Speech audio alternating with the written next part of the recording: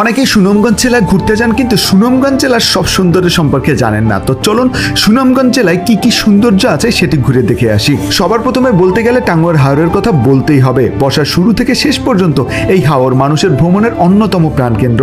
এখানের হাউসবোটগুলো 1 রাত 2 দিনের প্যাকেজে এই হাওর এবং এর আশেপাশের সব স্থানগুলো ঘুরিয়ে দেখায়, তাই সময় পেলে অবশ্যই হাওরের সৌন্দর্য এসে দেখে যাবেন।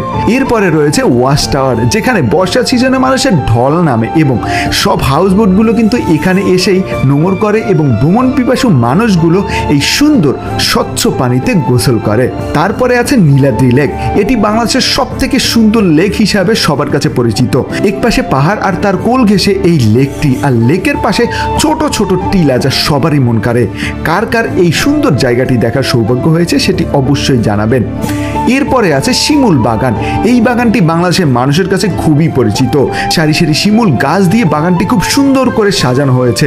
বাগানের এক পাশে রয়েছে জাদুকাটা নদী আর ভারতের বড় বড় পাহাড়গুলো।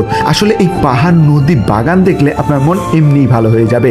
তারপর রয়েছে বারিকের টিলা বা বারিক্কা টিলা। আসলে এখানে পরিবেশটা অনেক সুন্দর এবং এখানে আসলে আপনি বাংলাদেশ এবং ভারতের মধ্যে পিলার দেখতে পারবেন এবং টিলা থেকে নদী আর পাহাড়ের খুবই সুন্দর দৃশ্য দেখতে পারবেন। এরপর রয়েছে এখানের মিনি সুইজারল্যান্ড। আসলে এখানে দাঁড়ালে অনেকটাই সুইজারল্যান্ডের মতো লাগে। আসলে মেঘালয়ের বড় বড় পাহাড়ের সাথে এই সবুজ মাঠ দেখতে আসলেই আপনার কাছে বেশ ভালো লাগবে, আর জায়গাটাকে কিন্তু মিনি সুইজারল্যান্ডের মতোই লাগবে। আর এখান থেকে আরেকটু সামনেই পেয়ে যাবেন রাজাইর ঝর্ণা। ঝর্ণাটি ছোট কিন্তু অনেক সুন্দর। অনেকে এই ঝর্ণা সম্পর্কে জানে না, কিন্তু আপনি যদি আসেন তাহলে অবশ্যই এই ঝর্ণা দেখে যাবেন। এরপরে এখানে পেয়ে যাবেন লাকমা ঝরা। আসলে এই ঝর্ণাটি অনেক বেশি সুন্দর।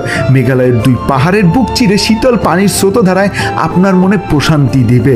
আর আমি গ্যারান্টি দিয়ে বলতে পারি, আপনি যদি এখানে আসেন আপনার অনেক ভালো লাগবে। আর অনেকে এখানে কিন্তু গোসলও করে এবং বন্ধু বান্ধব নিয়ে প্রচুর পরিমাণ মজা করে।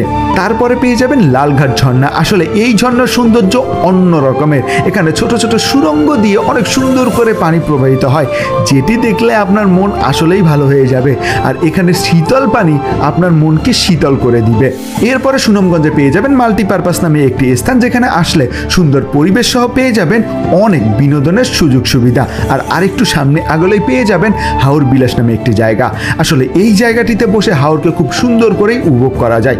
এখানে বিকেল বেলাতে অনেক মানুষের সমাগম ঘটে। এই ছিল সুনামগঞ্জ জেলার ভিডিও। আশা করি ভিডিওটি অনেক ভালো লেগেছে। সো আজকের মতো এ পর্যন্তই। দেখা হবে অন্য জেলার ভিডিও নিয়ে। আল্লাহ হাফেজ। সুনামগঞ্জ জেলার ভিডিও। আশা করি ভিডিওটি অনেক ভালো লেগেছে। সো আজকের মতো এ পর্যন্তই। দেখা হবে অন্য জেলার ভিডিও নিয়ে। আল্লাহ হাফেজ।